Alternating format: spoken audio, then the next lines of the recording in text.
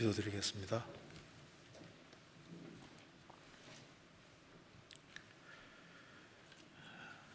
자비로우신 우리 아버지 하나님,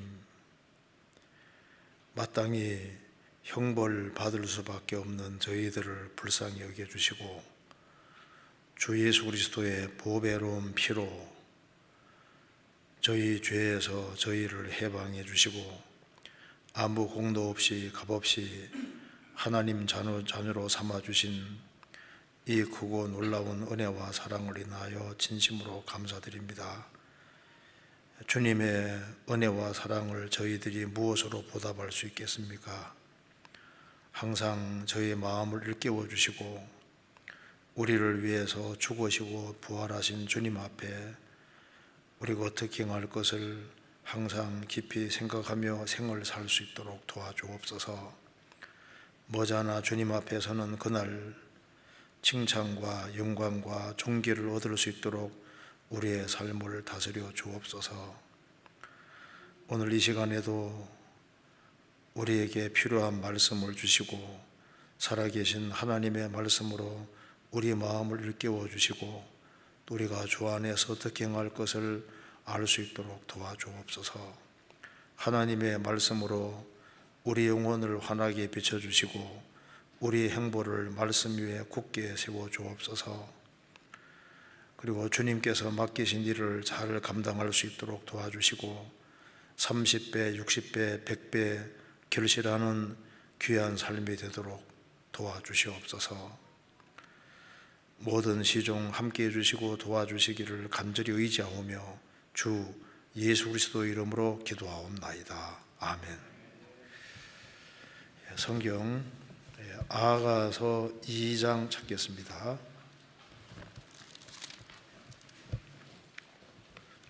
2장 16절입니다. 아가서 2장 16절을 제가 읽겠습니다. 아가서 2장 16절 961페이지입니다. 나의 사랑하는 자는 내게 속하였고 나는 그에게 속하였구나. 그가 백합화 가운데서 양떼를 먹이는구나. 거기까지입니다. 제가 오늘 이제 이 아가서를 중심으로 해서 조금 성경을 좀 생각해 보려고 합니다. 우리가 잘 아는 대로 성경 전체의 주제는 사실은 사랑이라고 할 수 있습니다. 그래서 요한일서 4장에 말한 대로 하나님은 사랑이심이니라, 그 말씀대로 하나님은 사랑이시고 또 인간 역사의 목적은 결국은 사랑을 주고받을 수 있는 존재를 만드는 것이 하나님의 계획입니다.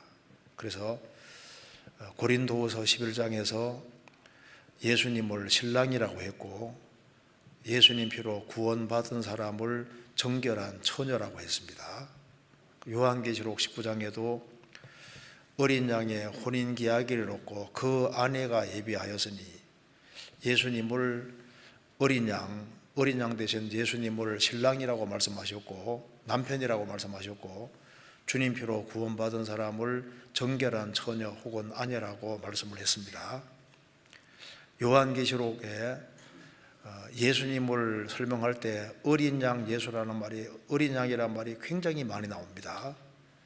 많은 사람이 예수를 믿는다고 하지만은 어린 양 대신 예수님을 알지 못하면은 가장 중요한 예수님의 모습을 모르는 게 되는 겁니다. 보라, 세상 죄를 지고 가는 하나님의 어린 양이로다.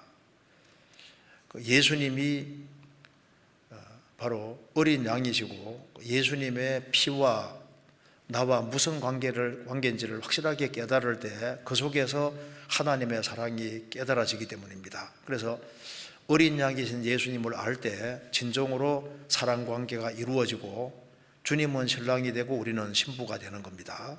그래서 신랑 신부 관계를 가장 잘 묘사하고 있는 대표적인 책이 아가서입니다. 그래서 아가서는 우리가 잘 아는 대로 솔로몬과 술람 여인의 사랑 관계를 그리고 있습니다. 솔로몬은 예수님의 그림자고 술람 여인은 성도의 그림자이기 때문에 아가서를 보면은 우리에게 아주 좋은 교훈이 된다고 할 수 있습니다. 그래서 이 아가서에 나와 있는 말씀을 우리가 배우면은 우리가 어떻게 신앙생활을 해야 될지에 대한 좋은 교훈을 받을 수가 있겠습니다. 성경 빌립보서 3장 16절에 말씀하시기를 너희가 오직 우리가 어디까지 이르렀든지 그대로 행할 것이니라. 어디까지 이르렀든지 뒤로 물러가지 말고 그대로 행하고 신앙이 계속적으로 진보해야 될 것을 말씀했습니다. 제가 신문에 보니까 이런 게 나옵니다. 이사야 40장 마지막 절에 오직 여호와를 앙망하는 자는 새 힘을 얻으리니 독수리의 날개치며 올라감 같을 것이요 다른 박질하여도 곤비치 아니하겠고 걸어가도 피곤치 아니하리로다.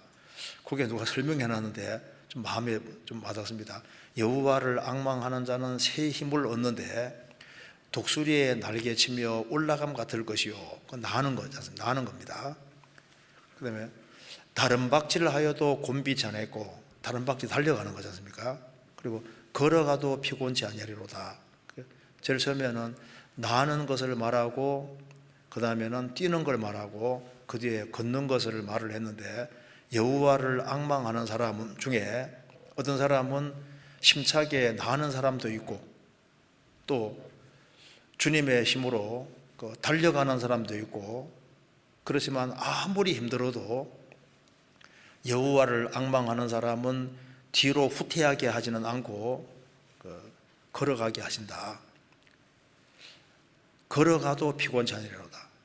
그래서 주님이 도와주시면은 내가 날지는 못해도 달려가지는 못해도 뒤로 물러가지 않고 한 걸음 한 걸음씩 나아가게는 해주신다. 그렇게 누가 써놨는데 참 교훈이 됐습니다. 구원을 받은 이후에 우리는 전진하도록 부르심을 받은 겁니다.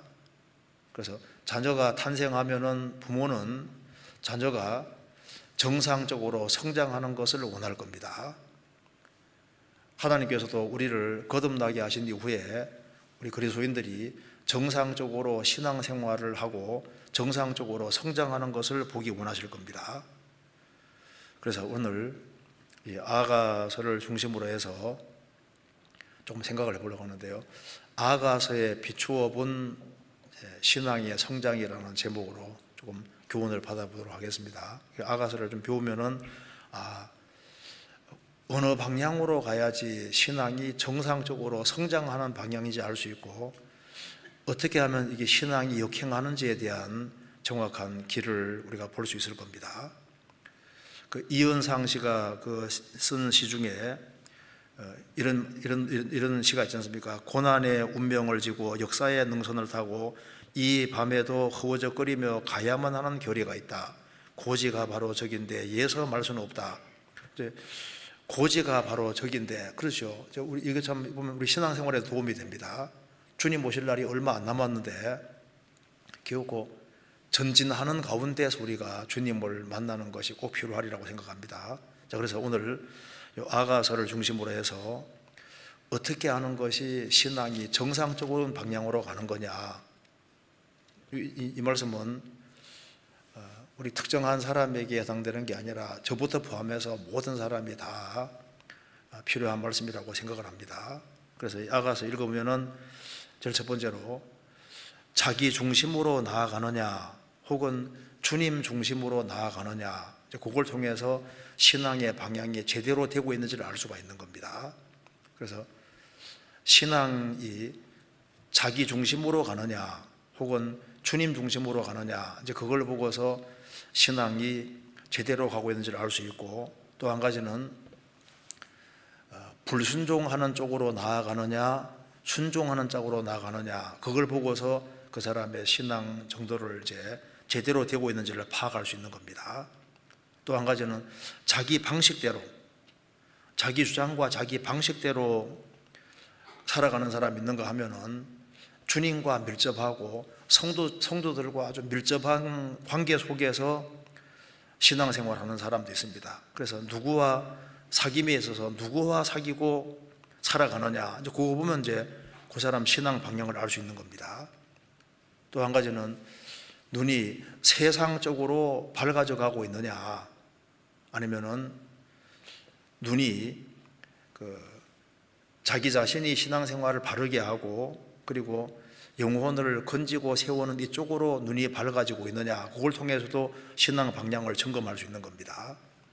그리고 포도원을 통해서도 아가서에서 말하고 있는데 내 마음이라는 포도원이 계속 흘려지고 있는 포도원인지 제대로 가꾸어져서 열매가 맺히는 그런 종류의 포도원인지 그걸 통해서도 방향을 알 수가 있는 겁니다.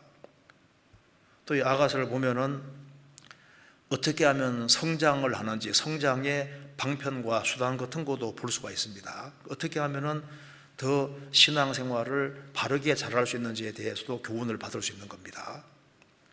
그리고 이제 아가서를 이제 배워보면은 결국은 사랑과 믿음의 중요성을 알게 되고, 사랑과 믿음이 확실하면은 세상에 어떤 고난과 어려움이 있다 할지라도 그 사람은 힘차게 주님 오시는 그날까지 신앙생활을 잘할 수 있다는 것도 우리가 배울 수 있을 겁니다. 그래서 이런 내용을 좀 간단하게 조금 배워보도록 하겠습니다. 구원받기 전과 후가 다른 것이 있습니다. 구원받고 나면은 이제 영혼의 눈이 열려서 신앙생활을 바르게 하는 것만큼 중요한 건 없습니다. 신앙생활의 중요성은 아무리 강조해도 지나침이 없습니다. 왜냐하면 이것은 영혼과 관계되기 때문에 그런 거예요. 이 세상도 정욕도 다 지나갑니다. 아담 안에 속한 모든 것은 다 없어지게 돼 있고 천지는 없어지게 돼 있고 이 세상에서 이제 구원받지 아니한 상태로 되어지는 모든 것은 딱 죽음 건너가는 순간 다 끝나는 거예요. 그런데 구원받고 난 이후에 신앙생활은 영원한 운명과 관계되고 영혼과 관계되기 때문에 이건 영원한 것이기 때문에 이것의 강조성은 아무리 강조해도 지나침이 없습니다.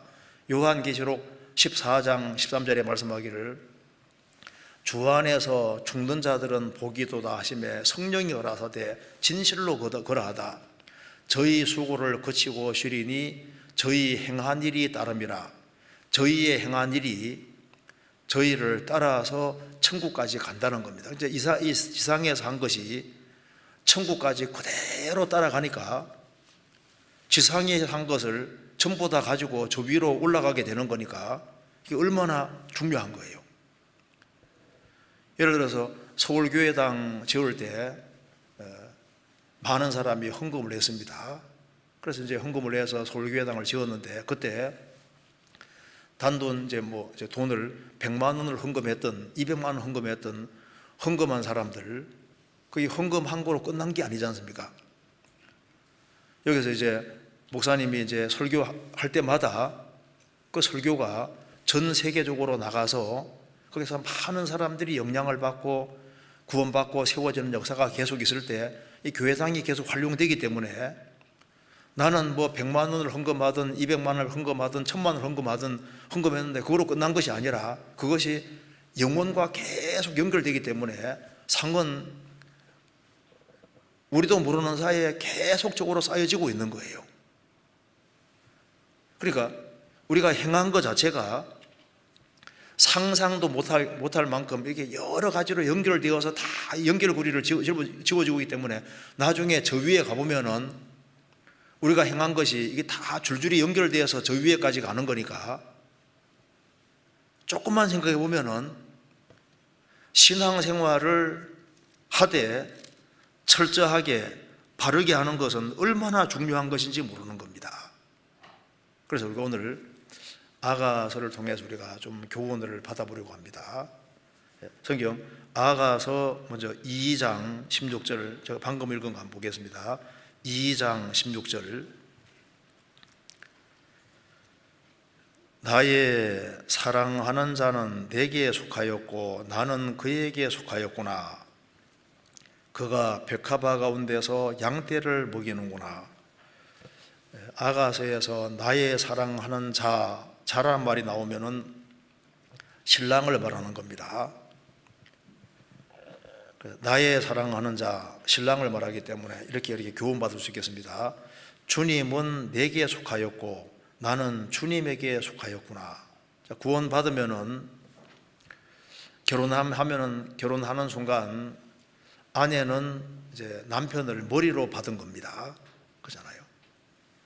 구원받은 사람은 주님과 절대적인 관계가 이루어진 겁니다. 그래서 나의 사랑하는 자, 구원받은 사람은 주님의 사랑을 입었고 주님을 사랑하는 사람입니다.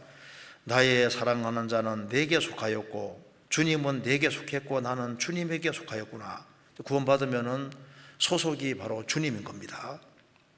그런데 이제 구원받고 주님 중심, 구원받으면 즉시 주님 중심인 겁니다. 그런데 무엇이 역행이냐 하면은 처음에는 주님이 크게 보였는데 시간이 지나가면서 주님은 점점 작아지고, 처음에는 주님이 아주 굉장히 내 인생에서 아주 큰 부분 차지했는데 시간 지나가면서 주님이 점점 작아지면서 주님 옆에 주님과 아주 비견될 만한 것들이 자연스럽게 이게 생기게 되면은 그게 이제 우상이 되는 겁니다. 그러면은 이제 한 여자가 두 남자를 사랑하는 것 비슷하게 돼 버리는 거예요.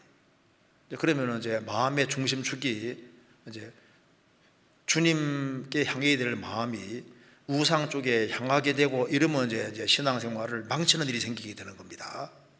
성경 요한일서 5장 찾겠습니다. 요한일서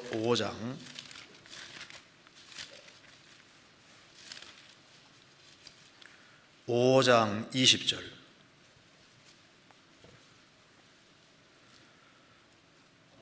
또 아는 것은 하나님의 아들이러러 우리에게 지각을 주사 우리로 참된 자를 알게 하신 것과, 또한 우리가 참된 자 곧 그의 아들 예수 그리스도 안에 있는 것이니 그는 참 하나님이시오 영생이시라. 자녀들아 너희 자신을 지켜 우상에서 멀리하라. 하나님의 아들이 오셨는데 그는 참 하나님이시오 영생이시니라. 예수님은 삼일째 하나님이십니다.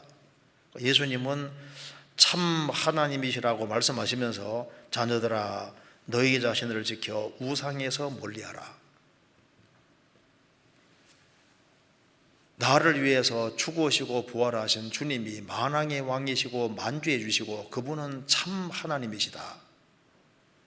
그래서 구원받고 정말 이 주님이 내 인생에서 가장 중요한 부분을 차지했는데 시간 지나가면서 점점 뭔가 우상이 생겨서 주님 옆에 뭐 하나 탁 생기면은 그러면 이제 신앙이 흐트러지게 되는 겁니다.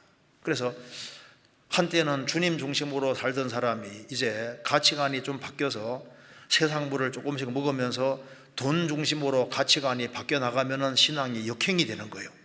어떤 사람은 젊은 청년 시절에 오로지 주님인데 뭔가 이성 문제에 걸려서 이성이 주님만큼 중요한 자리를 차지하게 되고 해서 이성 문제 때문에 신앙이 흐트러지고 넘어지면은 이제 그게 신앙의 역행이 되는 겁니다. 어떤 사람은 한때 주님 중심으로 사는 것처럼 보였는데 어떤 오락에 붙잡히고 다른 뭔가 술이라든가 쾌락이라든가 다른 데 다 붙잡히고 게임 같은 데 붙잡혀서 이게 마음이 흐트러지면은 그 신앙 역행 방향으로 가는 겁니다. 어떤 사람은 주님을 가장 중시했는데 어느 순간인가부터 친구가 주님 옆에 우상으로 떡 돼 있는 거예요. 친구 말은 그렇게 잘 들으면서 주님께는 순종할 줄 모르고 주님 중심으로 안 살고 친구 중심으로 살면은 그게 이제 우상이 될 수 있는 겁니다. 어떤 사람은 명예를 쫓아서 명예가 주님 옆에 가 있는 사람이 있을 수도 있는 거예요. 자, 신앙이 역행해서는 안 되는 겁니다. 주님 옆에는 뭐가 있으면 안 됩니다. 그러면 마음이 흐트러지게 되고 그러면 신앙생활을 망치는데 신앙생활을 망치면 무엇으로 보상할 수 있겠습니까? 그래서 아가서에서는 정상적인 신앙의 방향은 점점 더 주님 중심으로 나아가야만 그게 정상적인 신앙의 방향이라고 말을 해주고 있는 겁니다. 아가서 2장 다시 보시겠습니다.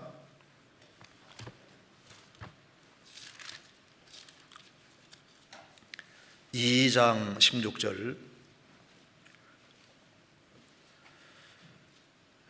나의 사랑하는 자는 내게 속하였고 나는 그에게 속하였구나. 나의 사랑하는 자는, 주님은 내게 속했고, 내 거라는 겁니다. 내게 속했고 나는 그에게 속하였구나. 그런데 아가서 6장 3절 보시겠습니다. 6장 3절에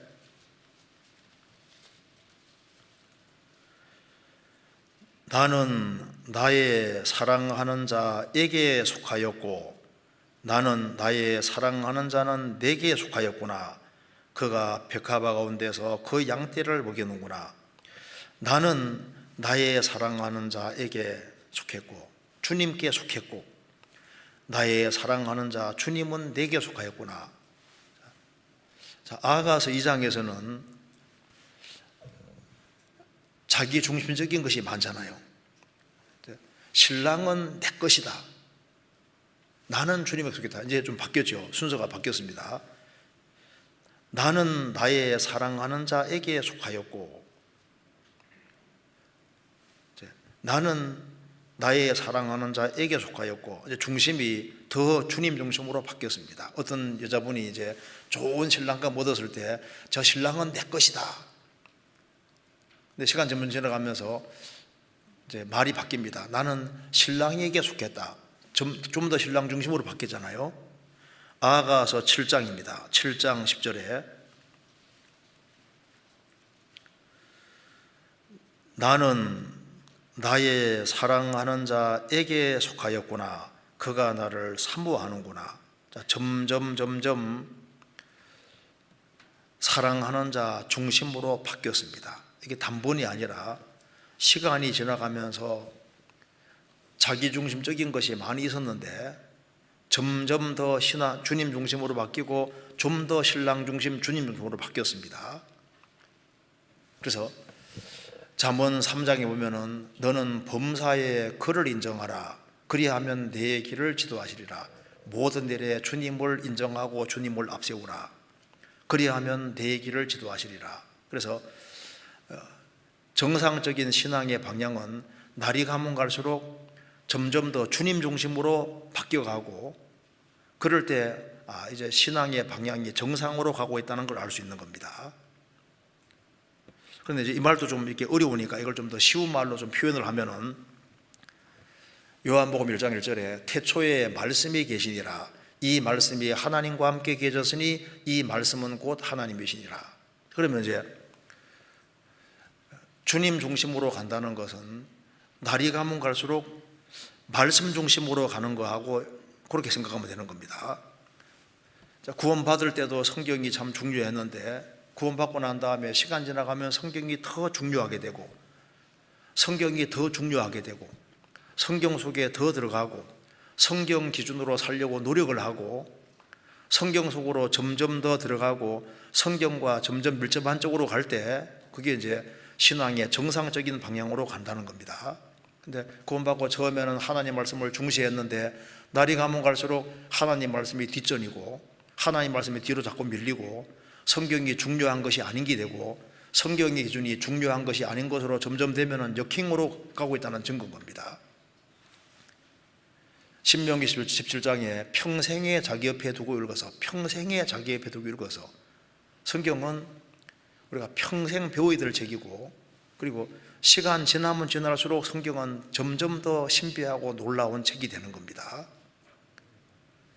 그래서 성경 중심으로 되어 간다는 것은 바로 주님 중심으로 되어 간다는 증거고, 성경이 내 인생에 차지하는 위치가 적어지면 적어질수록 주님 반대쪽으로 가고 있다는 증거도 되는 겁니다. 그리고 주님 중심으로 간다는 걸 또 좀 더 쉬운 말로 표현하면은, 맡기는 것으로 생각해 보면은, 처음에는 우리가 죄짐을 주님께 맡겼잖아요. 우리의 모든 죄짐을 주님께 맡겼습니다. 그 다음에 이제 우리 염려 보따리도 주님께 맡기고, 너의 행사를 여호와께 맡기라. 행사하는 일도 주님께 맡기고, 시편 37편에는 너의 길을 여호와께 맡기라. 길을 맡기는 것은 자기 장래를 주님께 의탁하고 맡기는 겁니다. 자, 죄짐을 맡기고, 염려 보따리를 맡기고, 자기 행하는 일을 주님께 맡기고, 자기 장래를 맡기고, 주님께 모든 걸 점점 신뢰하고 주님께 의지하는 게 점점 더 많아지면은 그게 정상적인 방향으로 가는 증거지 않습니까? 근데 시간 지나면 지날수록 구원받고 죄짐은 맡겼는데 염려 보따리를 자기가 계속 짊어지고 있고, 그리고 사업을 하든 어떤 일을 할 때도 자기 수단 방법대로 하고 주님께 맡기지 아니하고, 자기 장래 걱정을 자기가 다 걸머지고 괴로워하고 힘들어하고 이렇게 하면요, 그게 이제 신앙생활을 하는데 정상적인 방향으로 하고 있는지를 생각해 볼 필요가 있습니다. 그래서 신앙이 정상적인 방향으로 되어지면은 이제 염려 보따리도 자꾸 맡기는 걸 자꾸 배우고, 죄짐을 맡아주신 주님께서 염려를 다 맡기라고 주님 말씀하시잖아요. 너의 행사를 여호와께 맡겨라. 그리고 너의 장래도 주님께서 맡기는 쪽으로 발전되어 가는 겁니다. 또 주님은 교회를 가장 소중히 여기시니까 교회가 날이 가면 갈수록 점점 더 소중해진다면은 신앙의 방향이 제대로 가고 있다는 증거가 될 겁니다. 주님 중심이 되어 가면은 될수록 교회 머리로 주님이 계시고, 구약시대 때는 이스라엘이 가장 중요한 것이었습니다. 이스라엘 통해 주님 일을 하시니까. 신약시대는 교회를 통해서 일하시니까 교회가 날이 가면 갈수록 점점 더 소중해지고 중요하게 된다면 그 사람은 바른 방향으로 가고 있다는 증거가 될 겁니다. 시편 84편에서도 처음에는 주의 장막이 어찌 그리 아름다운지요, 뒤에는 그 다음에 주의 집이 나오고 그 다음에 주의 궁정이라고 했지 않습니까? 처음에는 주의 장막 텐트라 했고, 그 다음에 주의 집이라고 했고, 나중에는 주의 궁정이라고 했습니다. 그러니까 구원받고 1년이 지나고 10년이 지나고 20년, 30년이 지나면 지날수록 참 이 교회라는 게 얼마나 소중하고 교회가 얼마나 중요한지를 아는 쪽으로 갈 때 그게 이제 주님 중심으로 가고 있다는 증거가 되는 겁니다. 15절에서 11장에서 아벨은 믿음으로 의롭다함을 얻고, 에녹은 주님과 동행했고, 노아는 하나님과 함께 일해서 방주를 만들었습니다. 자, 주님 중심으로 가는 사람은 믿음으로 의롭다함을 얻고 주님과 함께 동행하고, 또 신앙이 이제 점점 성장하면은 주님과 함께 일하는, 방주 짓는 일을 하는 것처럼 지금 주님께서 보이지 않는 신령한 성전을 만들고 계신데 거기 같이 동참하고 주님과 함께 같이 일하는 사람으로 발전되어 가는 겁니다. 그래서 내가 신앙이 역행하고 있느냐 아니면은 제대로 된 방향으로 가고 있느냐, 점점 주님 중심으로 그런 방향을 잘 잡아야, 주님 중심으로 점점 더 나아갈 때 정상적인 방향으로 가고 있는 게 되는 겁니다. 우리가 넘어지더라도 방향이 바르게 돼 있어야 됩니다. 그렇잖아요. 링컨이 나는 넘어질지라도 진보하는 쪽으로 넘어진다고, 넘어지더라도 방향이 확실하게 되고 넘어지면 또 일어나서 계속 그 방향으로 가야 되는 겁니다. 그 다음에 아가서 4장 찾겠습니다. 4장 1절.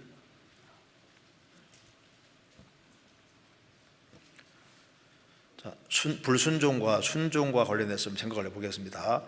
내 사랑 너는 어여쁘고도 어여쁘다. 너울 속에 있는 내 눈이 비둘기 같고 내 머리털은 길르아산 기슭에 누운 무리염소 같구나. 자, 술람비 여인을 칭찬하는 모습인데 이렇게 교훈받을 수 있습니다. 주님이 성도를 칭찬하는 모습으로 교훈받을 수 있습니다. 내 사랑하면 신부를 향해서 하는 말씀입니다. 내 사랑 너는 어여쁘고도 어여쁘다. 주님은 구원받은 사람을 정말 어여쁘고 어여쁘게 보십니다.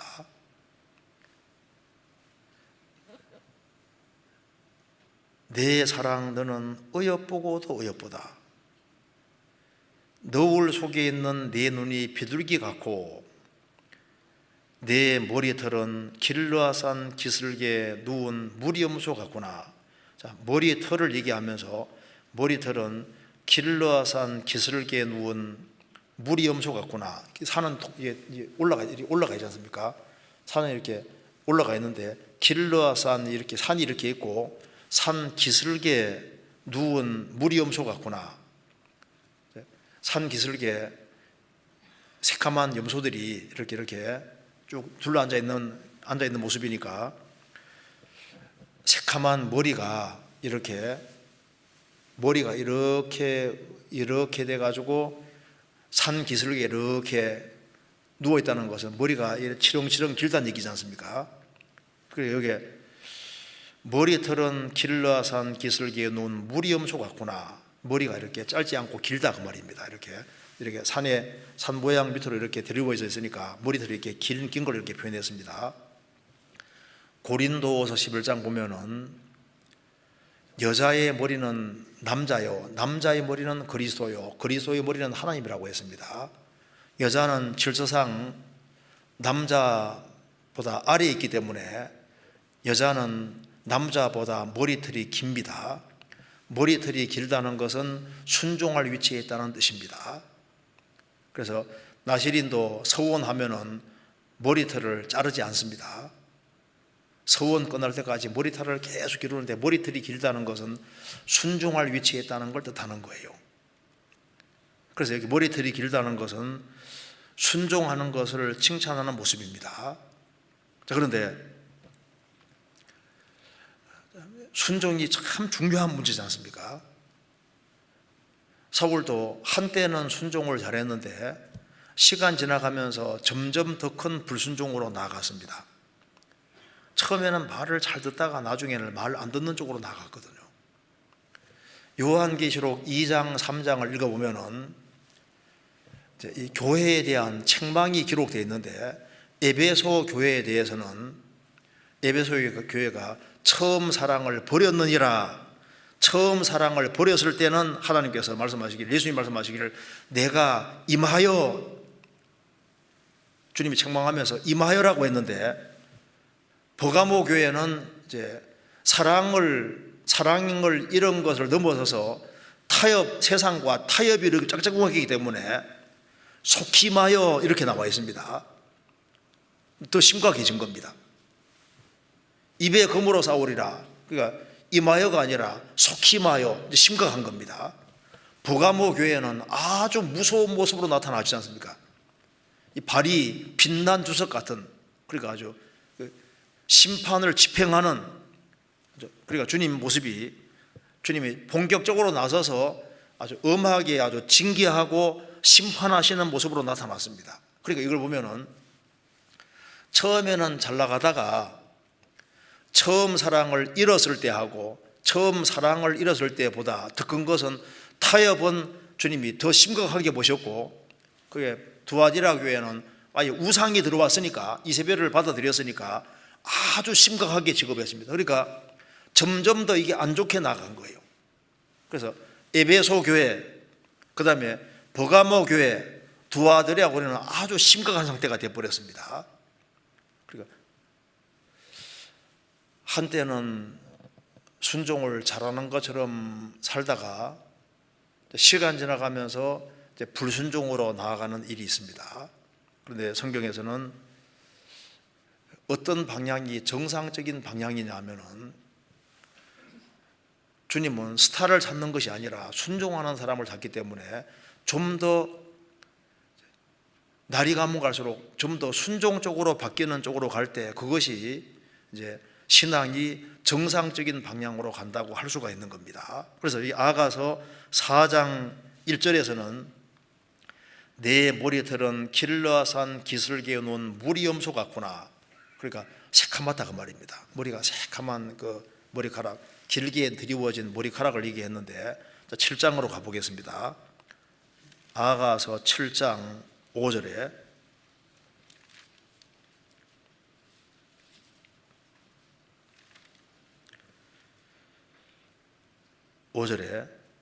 머리는 갈멜산 같고 드리운 머리털은 자줏빛이 있으니 왕이 그 머리카락에 매였구나. 자, 길르아 산보다 갈멜산은 훨씬 높습니다.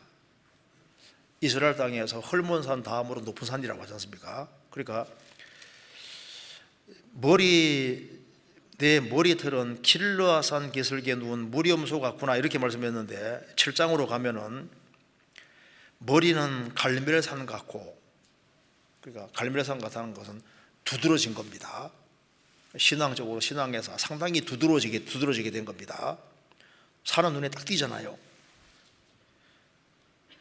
머리는 갈멜산 같고 드리운 머리털은, 머리가 이게 드리워져 있는데, 길게 드리워져 있는데 머리털은 자줏빛이 있으니, 분명히 염소같이 아주 새카만 머리털이었는데, 새카만 머리털인데 잘 보면 그게 자줏빛이 있으니, 머리털이 새카만데 그게 자줏빛이 있다. 성경에 자줏빛이, 성경에서는 이 왕의 색깔입니다. 왕의 색깔. 뭘 말하냐면은 머리털은 순종을 가르치는데, 그 머리털에, 검은 머리털인데 자줏빛이 있다. 뭘 말합니까? 훨씬 더 순종적인 것으로 발전한 겁니다. 그러니까 우리가 세상에 정말 순종하는 쪽에 왕이 된다면은 이 사람은 최고로 순종 잘하는 사람이다. 주님 말씀하시면은 그게 네 하고 순종할 수 있는 사람으로 된다면은 그게 제일 좋은 발전 방향인 겁니다. 왜냐하면 순종은 축복의 제일 좋은 통로가 되기 때문입니다. 요한 에스겔 1장에서 거룩 천사, 주님 가까이 섬기는 거룩 천사의 주된 모습이 소라고 되어 있고, 그 발바닥은 송아지 발바닥 같다고 했지 않습니까? 손은 순종 가르치는 거예요. 그러니까 주님을 가장 가까이 섬기는 거룩 천사도 가장 두드러진 모습이 순종하는 모습인 겁니다. 주님은 이 세상에서 세상적으로 잘난 사람을 원하는 게 아니라, 하나님께 쓰임 받는 사람은, 주님은 순종 잘하는 사람을 찾고 있는 겁니다. C.T. 스터더가 쓴 책 중에 Yes, I am이라는 책이 있습니다. 주님 말씀하면 네. 그래서 순종을 잘하는 쪽으로 발전돼 갈 때 그 사람은 주님께 귀하게 쓰임 받고, 그리고 주님께 쓰임 받는다는 것은, 주님은 교회를 통해 역사하시니까 주님께 쓰임 받는 것은 곧 교회 안에서 귀하게 쓰임 받는 겁니다. 그럼 교회 안에 주님이 어떤 사람을 귀하게 사용하실까요? 돈이 많다고 사용하십니까? 많이 배웠다고 사용하십니까? 아닙니다. 순종을 할 줄 아는 사람을 주님 사용하시는 거예요. 여리고성이 무너질 때 하루에 한 바퀴 돌아라 그랬죠. 한 바퀴 돌고, 그 다음 날도 한 바퀴, 6일 동안 계속 한 바퀴 돌고, 7째 날에는 7바퀴 돌으라고 했습니다. 여리고성이 왜 무너졌냐 하면은 순종이 쌓여서 무너진 거예요. 꾸준한 순종이 중요한 겁니다. 꾸준한 순종. 기분 내키는 대로 순종하는 것이 아니라 꾸준히 순종하고, 그래서 저 사람 참 순종을 잘한다. 꾸준한 순종은 하나님의 축복을 받는 길이 되는 겁니다. 그래서 하나님이 요셉이라고 하는 사람을 정말 귀하게 사용하셨는데, 요셉의 두드러짐이 뭔지 아시죠? 야곱에게 12아들 중에서 11번째 요셉은 순종해서 아주 두드러집니다. 야곱이 헤브론에 살고 있을 때 요셉의 형들이 세겜에서 양을 치러 갔습니다. 세겜으로 갔습니다. 그래서 아버지가 심부름 시키는데 세겜으로 가라고 했습니다. 세겜에 가보니까 형들이 없는 거예요. 알고 보니까 도단으로 갔습니다. 근데 헤브론에서 도단까지 거리가 100km가 넘습니다. 아버지 심부름하러 그 옛날에 100km 넘게 가는 것이 안 쉽잖아요. 왜 그런 것이 기록되어 있냐면은 요셉은 순종해서 아주 아버지 말씀에 순종하는 것에서 아주 두드러진 것을 보여주는 거예요. 다윗도 골리앗을 죽이러 간 것이 아니라 아버지의 심부름하러 갔다가 골리앗을 죽이게 되었습니다. 다윗도 순종해서 아주 두드러진 사람이었습니다. 그리고 여기에 아가서 4장과 7장을 비교해 봤을 때 어떤 것이 신앙의 발전 방향이냐 하면은 순종하고 좀 더 순종하는 방향으로 나아가고, 특별히 여기에 자줏빛이 들어있다는 것 자체가 순종해서 특별했다는 것을 보여주고 있는 겁니다. 우리 교회 안에서도 보면 참 순종해서 아주 특별한 사람이 있거든요. 주님이 맡기신 일인 걸 알 때 끝까지 참 끝까지 순종하면서 충성스럽게 잘하는 사람들이잖아요. 그런 사람들이 주님 보실 때 얼마나 귀하겠습니까? 로마서 16장에도 보면은 주 안에서 수고한 마리아, 많이 수고한 마리아, 주 안에서 수고한 드루베나와 드루보사, 주 안에서 많이 수고하고 사랑하는 벗이, 앞에 표현이 다르게 되지 않습니까? 브리스길라와 아굴라는 복음을 위해서 목이라도 내놨다. 그러니까 수고하는 사람도 있고 많이 수고하는 사람도 있고 많이 수고하고 더 사랑하는 사람도 있고 아예 그냥 목이라도 내놓은 사람도 있다 그 말입니다. 그 차이가 나는 거예요.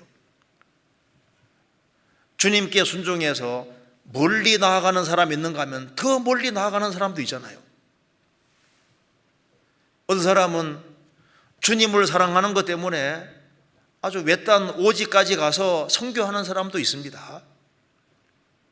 그래서 순종하되 더 멀리까지 철저하게 순종하는 사람이 있는 겁니다. 전도서 11장에 내 식물을 물 위에 던지라 여러 날로의 도로 찾으리라, 그걸 우리가 교훈받을 수 있습니다. 하나님 말씀도 물이라고 했잖아요. 성령 역사도 물입니다. 반석시니까 물이 나온 것처럼 물로 씻는 것 같이 말씀으로 깨끗하게 한다는 말씀대로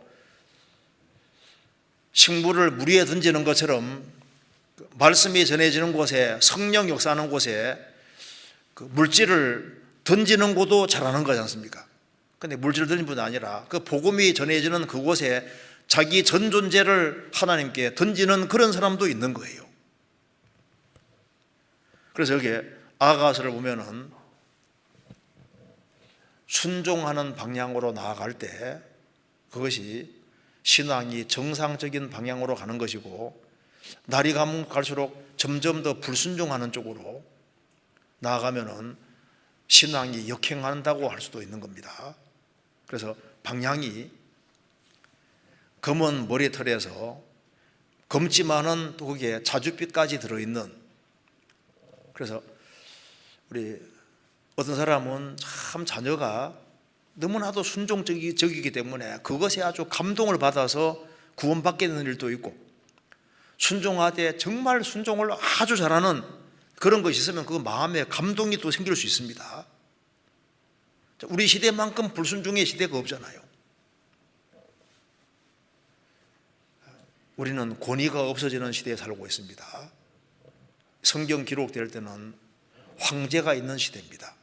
권위라는 걸 알고 순종이라는 것이 뭔지를 아는 그런 시대인데, 지금은 순종이라는 걸 참 보기 어려운 시대가 되고 있고 자기 주장이 점점 쓰여지는 시대가 되고 있습니다. 레위기 1장에 하나님께 번제 드릴 때, 비둘기 번제 드릴 때 어떻게 하는지 아시죠? 목을 비틀어 탁 끊으라고 되어 있잖아요. 그거라고. 우리 목이 너무 강한 거예요. 자기 생각이 너무 많고 성경 그렇게 돼 있어도 그대로 하는 건 싫다는 겁니다. 그래서 자기 마음에 드는 것만 순종하고 마음에 안 드는 것 순종 안 하려고 하는 그런 경향이 굉장히 강하잖아요. 우리 방향이 적어도 부족한 것이 많아도 방향은 어떻게 하든 간에 주님 말씀대로 순종하려는 그런 방향으로 가는 그 방향이 확실하게 되는 것이 필요할 겁니다. 그리고 이제 주님의 신부가 되었으면은 주님을 밀접하게 따르고 주님 뒤를 밀접하게 따르고 또 주님을 가까이 하는 사람을 가까이 하는 쪽으로 간다면 이것이 정상적인 방향인데 이 반대편으로 가는 사람들이 있는 겁니다. 자, 먼저 성경 한 군데 찾아보시겠습니다. 아가서 2장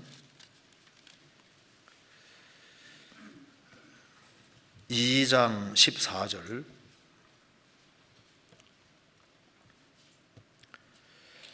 바위 틈 낭떠러지 은밀한 곳에 있는 나의 비둘기야, 나로 내 얼굴을 보게 하라.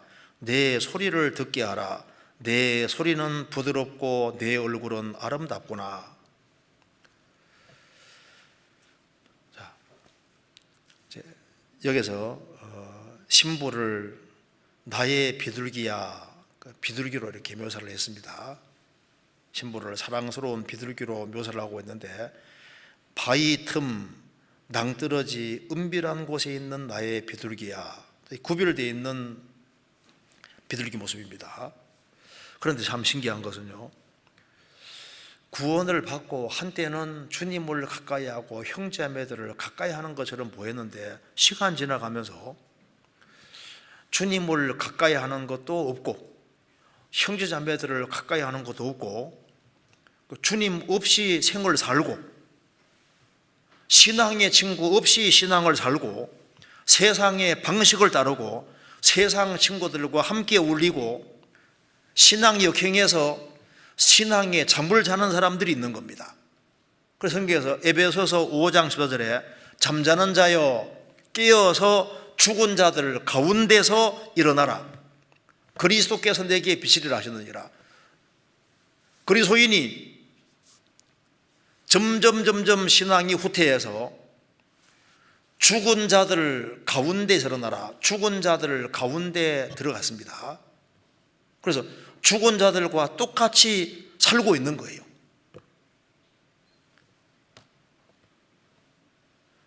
주님과 함께하고 주님과 함께하는 사람들과 어울리고 그 속에 있어야 될 그리스도인이 점점 신앙 유퇴돼서 죽은 자들 가운데 불신자들 가운데 들어가서 불신자들하고 똑같이 생을 살고 있을 때 그걸 하나님께서 성경에서 잠자는 자다고 얘기를 한 겁니다.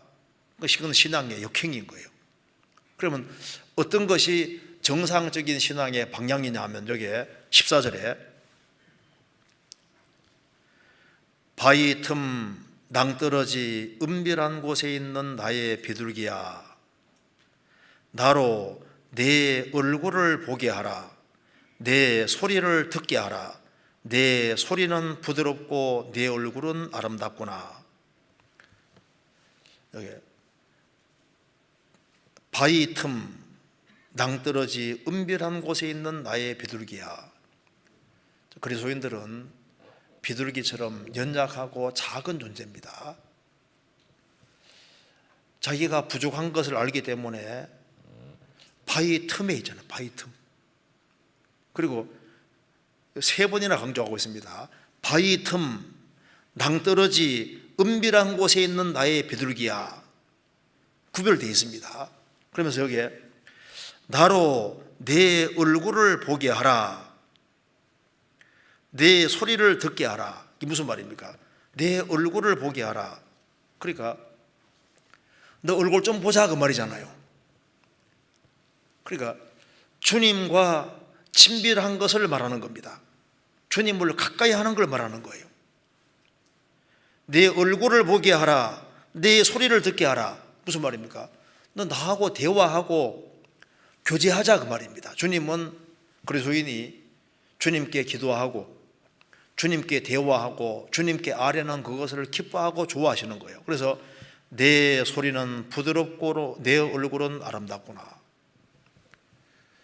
그리스도인이 어려움이 있을 때 한숨 섞인 말을 한다 할지라도 주님께 그걸 토할 때 주님은 그걸 아름답게 보실 겁니다.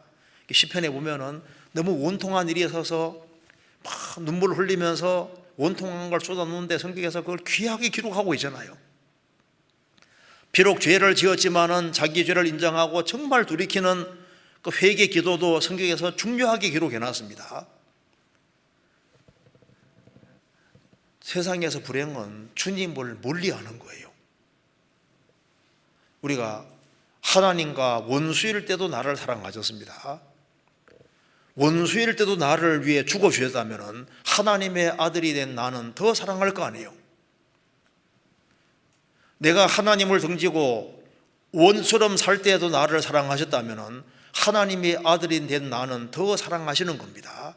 어떤 경우에도 주님을 멀리하는 것은 마귀에게 완전히 속는 거예요. 넘어지더라도 주님께 자꾸 나아가서 매달리는 것이 잘하는 겁니다. 야곱은 얍삽하다, 교활하다, 간사하다 그런 뜻인데 야곱이 참 부족한 모습이 많지만 그는 잘하는 게 있지 않습니까? 어쨌든 간에 주님께 매달리는 걸 잘했습니다. 그게 지혜로운 겁니다. 보좌는 은혜의 보좌이기 때문에 어떤 경우에도 주님께 나아가는 것이 잘하는 겁니다. 나는 자꾸 넘어지는데 나 같은 인간이 어떻게 신앙생활해? 그것도 속는 겁니다. 부족한 것이 보일수록 주님께 더 나아가는 것이 잘하는 거예요. 여기 말씀한 대로 내 얼굴을 보게 하라, 내 소리를 듣게 하라. 내 소리는 부드럽고 내 얼굴은 아름답구나. 그래서 주님을 자꾸 가까이 하는 그것이 신앙이 진보하는 방향으로 간다는 증거가 되는 겁니다. 그리고 또 아가서 8장 보시겠습니다. 8장 13절에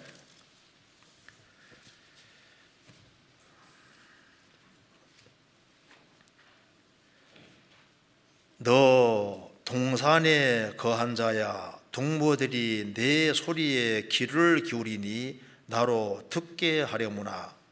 너 동산에 거한 자야.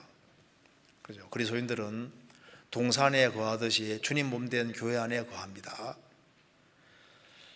동무들이 내 소리에 귀를 기울이니, 동무들이잖아요. 신앙의 동무들. 신앙의 동무들이 내 소리에 귀를 기울이니 나로 듣게 하려무나. 신앙의 친구들이 같이 너가 말하는 목소리를 귀를 기울인다는 게 무슨 말입니까? 신앙생활을 잘하기로 갈망하는 그 사람에게 주님이 그 사람에게 신앙적으로 깨달음을 주시고 말씀을 깨닫게 해주시고 신앙생활 속에서 간증거리를 주시니까 동무들이 너의 소리에 귀를 기울이니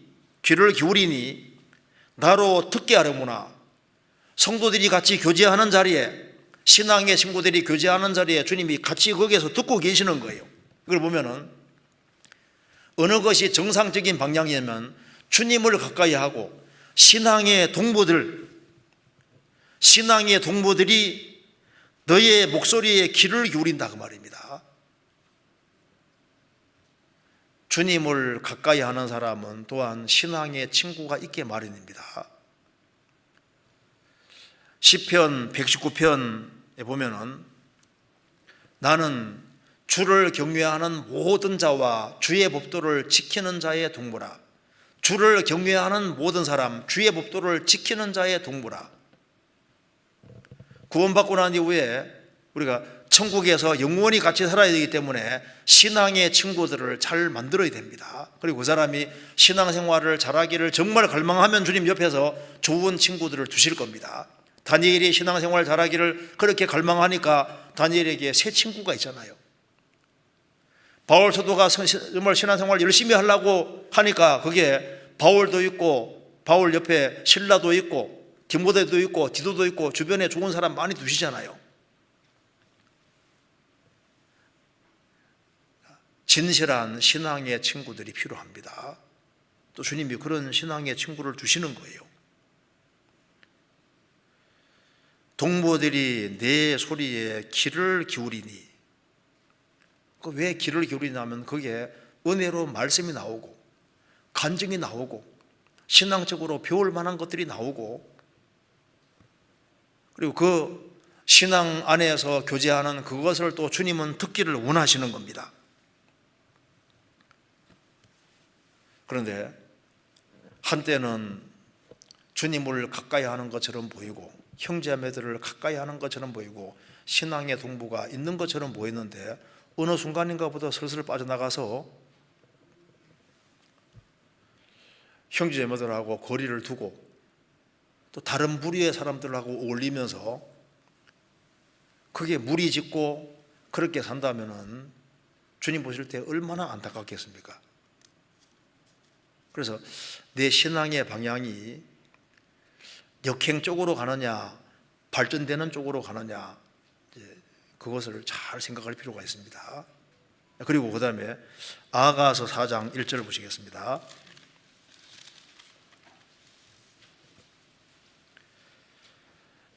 내 사랑 너는 어여보고도 어여보다 너울 속에 있는 내 눈이 비둘기 같고, 이게 눈을 칭찬하고 있습니다. 눈이 비둘기 같아. 눈도 세속적인 눈이 있는가 하면은 신앙적인 눈이 있습니다. 너의 눈이 비둘기 같고, 그 순결한 눈을 가르치고 있습니다. 한때는 신앙생활을 참 잘하는 것처럼 보였는데 눈이 흐려지게 될 수도 있는 거예요. 라오디게아 성도들은 눈이 흐려졌습니다. 그러니까 예수님께서 아한약 사서 발라보게 하라. 왜 아한약 사서 발라보게 하라냐면 눈이 흐려진 거예요. 구원받고 난 이후에 세상은 온데간데 없어지고 구속한 주만 보였는데, 시간 지나가면서 이제 주님은 점점 작아지고 신앙적인 것은 작아지고 세상은 커지고 세속적인 곳에 눈이 밝아지고 커지고, 이제 그런 식으로 해서 신앙이 역행할 수도 있는 겁니다.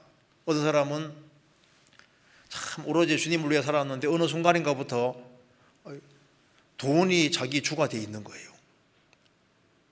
주님이 크게 보이는 게 아니라 돈이 크게 보이는 겁니다. 돈을 사랑함이 일만하게 뿌리라고 말씀하셨습니다. 우리가 세상에서 아무것도 가지고 온 것이 없음에 또한 아무것도 가지고 가지 못하리니 우리가 먹을 것과 입을 것이 있은 족한 줄 알 것이니라. 저도 보면 어떤 사람 보면 막 재산이 정말 많아요. 빌딩도 막 엄청 많고 막 부자인데 보면 어이구 뭐 그렇게 많이 가지고 있어도 가지고 있다는 것밖에는 또 아무것도 아닌 거예요. 뭐 그거 뭐 매일 뭐 먹는 것도 아니고 그렇지 않습니까? 뭐 가지고 있다 그거밖에 없거든요. 그렇다고 해서 뭐 밥을 10개 먹는 게 아니라 밥 3개 먹고 또 잠들면은 뭐 맨 똑같잖아요. 모르잖아요. 빚을 많이 지고 사는 사람도 먹고 살고 재산이 아주 많은 사람도 못 쓰기는 마찬가지고 큰 차이가 나는 건 아니거든요. 어떻게 하면 좀 신앙생활을 잘 해볼까? 주님 쪽이 커져야 되는데 재물 쪽이 커지고 열심히 살아서 벌려지는 건 좋잖아요. 그런데 신앙을 뒤로하고 재물을 쫓아가는 것은 그것은 실수하는 겁니다. 그건 참 지혜로운 게 아닌 거예요. 롯은 애굽에 내려갔다가 올라오면서 세상 사랑하는 마음이 들어왔습니다. 창세기 13장에 보면은 아브라함의 목자와 롯의 가축의 목자 사이에 다툼이 생겼을 때 아브라함이 말했습니다. 너가 우하면 좌하고 나는 좌하고 너가 좌하면 나는 우할 것이다. 롯이 눈을 들어서 소돔 고모라 쪽을 바라봤습니다. 하나님이 그걸 멸망시키기 전이기 때문에 물도 넉넉하고 참 여호와의 동산 같고 에덴 동산 같기도 하고 그리고 애국 같기도 해서 아주 보기 좋았습니다. 그런데 그 눈이 육신의 눈인 거예요. 세상이 크게 보였습니다. 그래서 이 눈이 세속적인 눈이 있고 정말 신앙적인 눈이 있는데 여기는 눈이 비둘기 같다고 얘기를 했습니다. 비둘기 같은 눈을 말하는 게 뭘 말하는 겁니까? 바르게 신앙생활하고 정결하게 깨끗하게 살아가는 것이 얼마나 중요한지를 참으로 볼 수 있는 눈이 있다면 그게 복이 있는 거예요. 주님은 어떤 사람을 사용하시냐 하면은 비둘기같이 순결하라 그 말씀대로 깨끗한 사람을 주님은 사용하시는 겁니다. 거룩은 주님의 뜻이거든요. 눈이 비둘기 같다는 것이 뭘 말하는 겁니까? 비둘기는 일부일처라고 하잖아요. 눈이 주님 쪽으로 딱 향해 있고, 그리고 주님 앞에서 바르게 살기를 갈망하는 그 눈 가진 사람은 정말 복이 있는 겁니다. 성경 한번 찾아보시겠습니다. 이거 잠깐 접고 시편 93편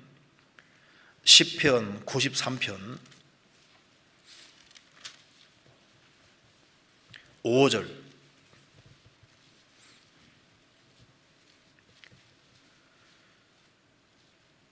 여호와여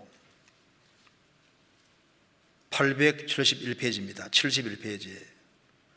여호와여 주의 증거하심이 확실하고 거룩함이 주의 집에 합당하여 영구하리이다. 여호와여 주의 증거하심이 확실하고, 그렇죠. 주님은 증거하시는 말씀이 아주 확실합니다. 그리고 거룩함이 주의 집에 합당하여, 주의 집에는 거룩함이 합당하다. 그리고 영구하리이다. 그 말은 과거에도 주의 집에는 거룩함이 합당했고 세상 끝날 때까지 거룩함이 합당한 것이다. 눈이 비둘기 같다고 얘기를 했습니다. 그래서 남들이야 뭐 죄 짓고 살고 어떻게 하든 간에, 그래서 저희들은 하나님 앞에서 결국은 주님을 만나야 되기 때문에 남이 어떻게 살든 간에 일단 자기는 바르게 살라고 해야 되는 겁니다. 비둘기 같은 눈, 이것이 너무나도 중요한 거예요. 그리고 눈이 발전하는 것을 우리가 볼 수가 있습니다. 아가서 7장입니다.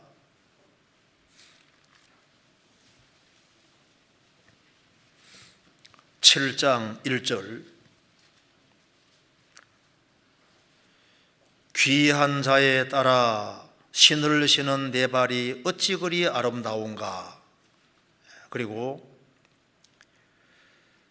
4절 목은 상아 망대 같구나. 눈은 해수본 바드랍빈 문 곁에 못 같고 코는 다메섹을 향한 레바논 망대 같구나. 이 말씀에서 아가서 4장도 신부를 칭찬하는 내용이고 7장도 신부를 칭찬하는 내용입니다. 그런데 여기 7장에서는 칭찬하는 내용이 4장에서도 목을 칭찬하는데 4장에서는 목이 다윗의 망대 같아 아주 견고하다고 얘기를 했습니다. 그런데 여기서는 더 발전해서 목은 상아 망대 같구나. 얼마나 멋진 말입니까? 목은 상아 망대 같구나. 상아가 이 당시에도 얼마나 비싼데요. 목 중에 아주 비싼 목이 있습니다. 목은 의지력을 가리키는데 주님을 향한 믿음과 확신, 그런 것이 아주 확실할 때 그 목이 아주 비싼 목인 거예요. 오로지 일편단심 주님을 향해서 살아갈 때 그 목이 아주 비싼 목이 되는 겁니다. 목은 상아 망대 같구나. 그러면서 눈은 해수본 바드랍빈 문 곁에 연못 같고, 그 말입니다. 솔로몬이 해수본 바드랍빈 문 곁에 연못을 크게 2개 봤는데 그 눈이 연못과 같아 이렇게 말씀했습니다. 그러니까 비둘기 같은 눈에서 연못 같은 큰 눈으로 발전했습니다. 눈이 비둘기 같다는 것은 정결한 것을 말하는 것이고, 여기에 눈이 아주 큰 것을 얘기했을 때는 7장 1절에 발과 연결시켜서 얘기했습니다. 귀한 자에 따라 신을 신은 내 발이 어찌 그리 아름다운가. 사람이 주 안에서 바르게 살려고 하면 할수록 눈이 정결하게 되면 될수록, 주님을 가까이 하면 할수록, 신앙생활을 신실하게 하려고 하면 할수록 주님께서 뭘 보게 해주시냐 하면은 영혼의 중요성을 보게 해주시는 겁니다. 그래서 귀한 자에 따라 신을 신은 내 발이 어찌 그리 아름다운가. 도대체 신을 신은 발이 얼마나 아름다우면 이렇게 말할까요? 레위기 11장에 발바닥으로 다니는 짐승은 다 부정하다고 했습니다. 네 발로 기어 다니는 짐승 중에 발바닥으로 다니는 건 다 부정하고 신발 신는 것만 정하다. 말 같은 경우 여기 이제 신발 신고 있잖아요. 소 같은 경우 신발 신고 있지 않습니까? 그처럼 발바닥으로 다니는 것은 다 부정하다고 했습니다. 신을 신어야 되는데 신을 신은 발이 어찌 그리 아름다운가. 하나님이 모세를 에집트에 보낼 때도 너가 선 곳은 거룩한 곳이니 신을 벗으라고 했습니다. 주님이 그 전의 방식을 버리고 이제 주님 뜻을 따를 걸 얘기하시면서 발에 신을 벗으라. 이 발 중에서 정말 아름다운 발이 있습니다. 이스라엘이 출애굽을 해서 가나안 땅으로 갈 때 그 발이 얼마나 아름다운 발입니까? 아브라함이 갈대아 우르에 나와서 가나안 땅으로 들어갈 때, 가나안 땅으로 가라 했을 때 그 가나안 땅으로 가는 발이 얼마나 아름다운 발이에요. 그런데 이 발 중에서 정말 아름다운 발이 있는데 복음에 예비한 것을 신는 발, 복음 전하는 발만큼 아름다운 발은 없는 거예요. 성경 에베소서 6장입니다. 에베소서 6장 15절.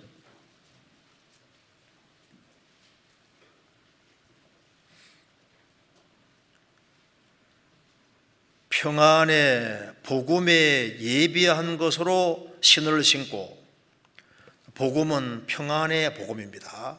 복음이 영혼 속에 딱 깨달아지면은 은혜가 깨달아지면서 평강이 오고 평안이 오지 않습니까? 인생의 모든 문제가 다 풀려지는 겁니다. 평안의 복음에 예비한 것으로 신을 신고, 믿기만 하면 천당 갈 수 있는 그 복음 전에서 한 사람 한 사람 영혼이 구원받아서 영원한 멸망에서 건진받아서 천국에 들어가는 그거보다 귀한 것은 없는 거예요. 그래서 영혼이 보이는 눈, 영혼에 귀중한 것을 볼 수 있는 눈은 귀한 거예요. 우리가 왜 바르게 살아가느냐? 바르게 살아가는 목적도 영혼 때문에 그런 겁니다.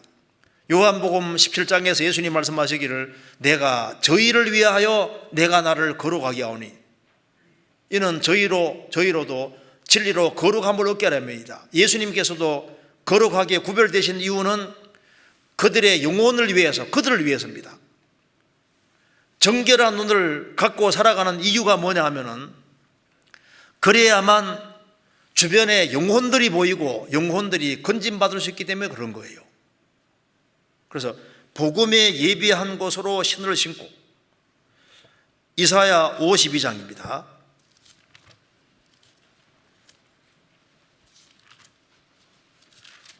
(52장) 7절.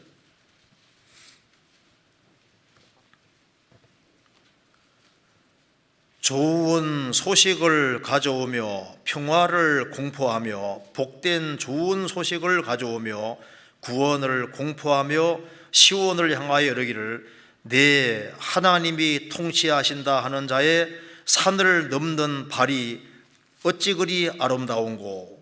여기에 좋은 소식을 가져오며, 좋은 소식을 가져오는 발이 얼마나 중요한 겁니까? 그리고 산을 넘는 자의 발이 어찌 그리 아름다운고. 산을 넘는다는 것은 힘든 겁니다.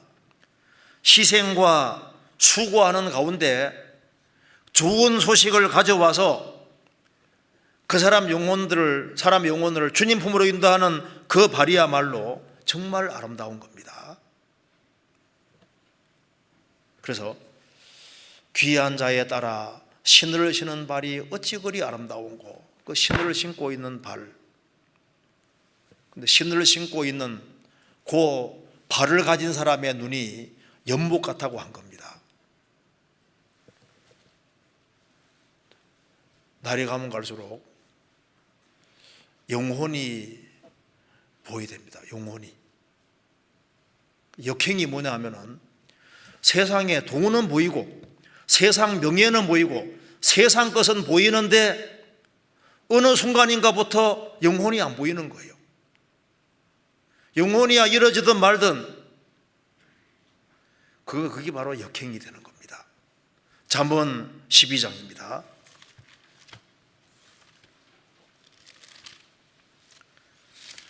12장 26절.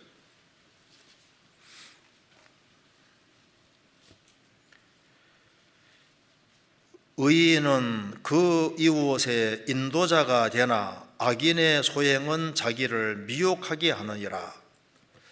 세상에는 두 부류의 사람밖에 없습니다. 의인과 악인 둘밖에 없잖아요. 구원받은 사람은 주님의 공로로 의인이 된 사람입니다. 의인은 그 이웃의 인도자가 된다. 그 의인 되는 것과 이웃의 인도자가 되는 건 연결되어 있습니다. 의인이라 하면은 그는 이웃의 인도자가 될 것이다. 그가 의인이 됐으면은 복음을 확실히 깨우친 사람인데, 좋은 땅에 뿌리었다는 것은 말씀을 듣고 깨닫는 자니 결실하여 혹 30배, 60배, 100배가 되느니라. 주 예수를 믿어라. 그리하면 너와 네 집이 구원 얻으리라.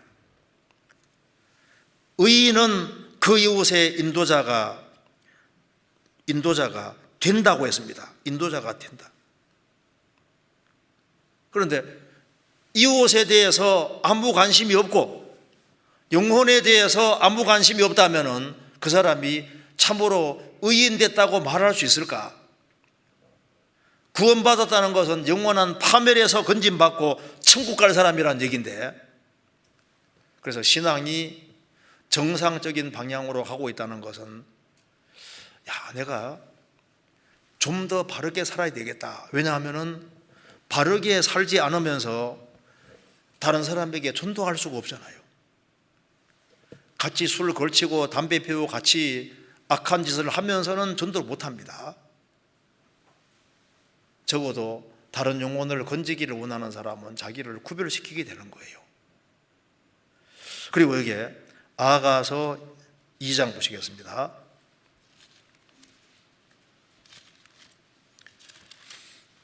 아가서 2장 15절.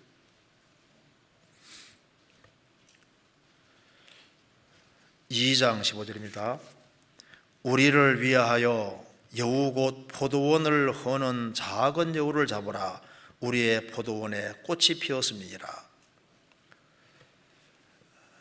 구원받은 사람은 자기 마음도 포도원인 거예요.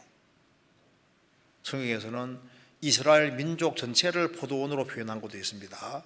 그래서 신랑 신부 주님과 우리 사이의 관계도 포도원이라고 할 수 있는 겁니다. 그런데 여기에 포도원을 허는 작은 여우를 잡으라고 했습니다. 포도원 동산을 이렇게 만들고 가꾸는 목적은 많은 수확을 거두기 위해서입니다. 그런데 여기에 포도원을 허는 작은 여우를 잡으라고 했는데, 이제 구원받고 난 이후에 신앙생활은 이제 포도원 동산을 가꾸는 것과 똑같은 거예요. 그런데 어떤 사람은 한때는 포도원을 잘 가꾸는 것처럼 보였는데 신앙의 역행은 뭐냐면 포도원이 헐리는 거예요. 잡초만 무성하게 되는 식으로 가면 이거 완전히 반대로 가는 겁니다. 성경 찾겠습니다. 잠언 24장.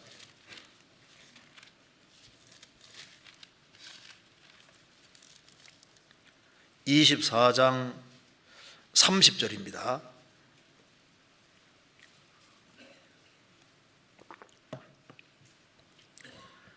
내가 정왕에 게으른 자의 밭과 지혜 없는 자의 포도원을 지나며 본즉 가시덤불이 퍼졌고 거친 풀이 지면에 덮였고 돌담이 무너졌기로 내가 보고 생각이 깊었고 내가 보고 훈계를 받았었노라.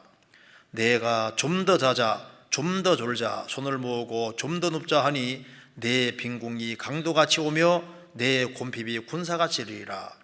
솔로몬이 그 옛날에 한번 게으른 자의 밭과 지혜 없는 자의 포도원을 지나며 보니까 참 포도원이 너무너무 좋은데, 동산이 너무 좋은데 가시덤불이 쫙 퍼져 있고 거친 풀이 지면에 덮였고 돌담이 무너졌다.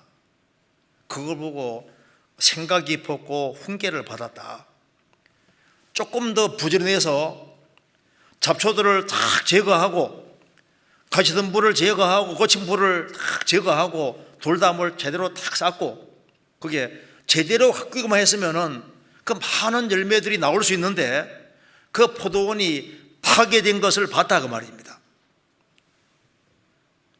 구원받고 난 이후에 주님과의 사귐 속에서 많은 풍성한 열매가 나올 수 있음에도 불구하고 이 마음의 포도원을 가꾸지 아니하고 주님과 관계를 철저하게 바르게 하지 않음으로 인해서 나올 수 있는 많은 열매들이 있음에도 불구하고 게을러서 무관심해서 포도원이 완전히 망쳐지듯이 신앙생활이 망쳐지는 사람이 있는 것을 말씀하는 겁니다.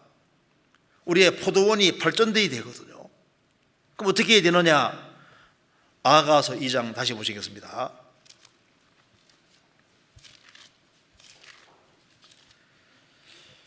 2장 16절, 2장 15절.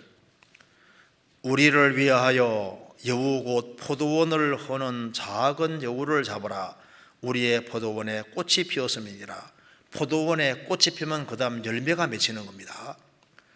열매 맺히는 것을 막는 것이 작은 여우인데 복수로 되어 있습니다. 여우들로 되어 있습니다. 원래는.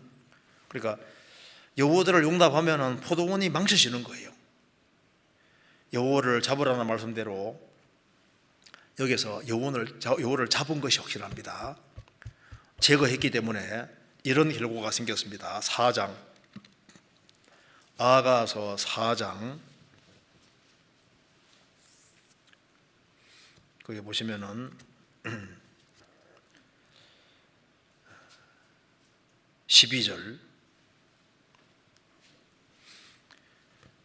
나의 누이 나의 신부는 잠근 동산이요 덮은 우물이요 봉한 샘이로구나. 내게에서 나는 것은 석류나무와 각종 아름다운 과수와 고베라와 나도초와 나도와 보농하와 창포와 개수와 각종 유향목과 몰약과 침향과 모든 귀한 향품이요 너는 동산의 샘이요 생수의 우물이요 레바논에서부터 흐르는 시내로구나. 북풍아 일어나라 남풍아 오라. 나의 동산에 불어서 향기를 날리라. 나의 사랑하는 자가 그 동산에 들어가서 그 아름다운 실과 먹기를 원하노라. 자, 얼마나 포도원을 잘 가꾸었는지, 이 포도원에서 얼마나 좋은 것들이 산출되고 있습니까? 구원받지 아니한 사람은 마음이라는 이 동산이 마귀가 지배하는 동산이고 죄가 가득한 동산이고 열매 없는 동산인 거예요. 가시 엉겅퀴가 가득한 동산일 겁니다. 아주 부패한 동산일 거예요. 여기는 말씀하기를 잠구어진 아무나 못 들어가는 잠근 동산인데 구원받지 아니한 사람의 마음의 동산은 열려 있어서 세상에 막 온갖 것들이 다 들어오는 겁니다. 냄새나는 동산일 겁니다. 그리고 생명이 전혀 없는 물 없는 동산, 열매 없는 동산이잖아요. 그런데 여기에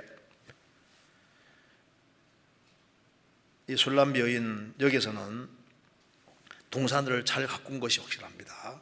그래서 술람비 여인의 동산인 동시에 또 주님의 동산이기도 한 겁니다. 그래서 이걸 잘 읽어보면은 포도원을, 동산을 정말 잘 가꾸어서 온갖 열매들이 쫙 나오는 거 보세요. 13절에 내게에서 나는 것은 석류나무와 각종 아름다운 과수와 고베라와 나도초와 나도와 보농화와 창포와 개소와 각종 유향목과 몰약과 침향과 모든 귀한 향품이요 향기 나는 동산이고 꽃들이 만발하고 많은 열매들이 나오는 그런 아름다운 동산으로 바뀌었습니다.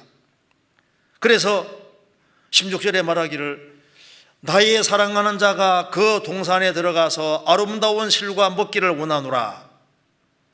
많은 열매가 산출되고 주님이 잡수실 만한 많은 것들이 나오는 아주 좋은 동산으로 이렇게 말씀을 하고 있는 겁니다. 그래서 우리의 신앙생활 속에서 우리 마음이라는 동산들을 잘 가꾸어서 많은 열매가 나오는, 주님 받을 만한 열매가 많이 나오는 쪽으로 이렇게 발전이 되어야 됩니다. 주님은 우리 신앙생활 속에서 결국은 열매를 원하시는 거예요. 우리 이걸 보면 우리가 어떤 방향으로 가야 될지를 알 수 있잖아요. 자, 그러면은 어떻게 하면은 바르게 성장할 수 있을까? 성장의 방편을 간단하게 생각해 보겠습니다. 아가서 2장입니다.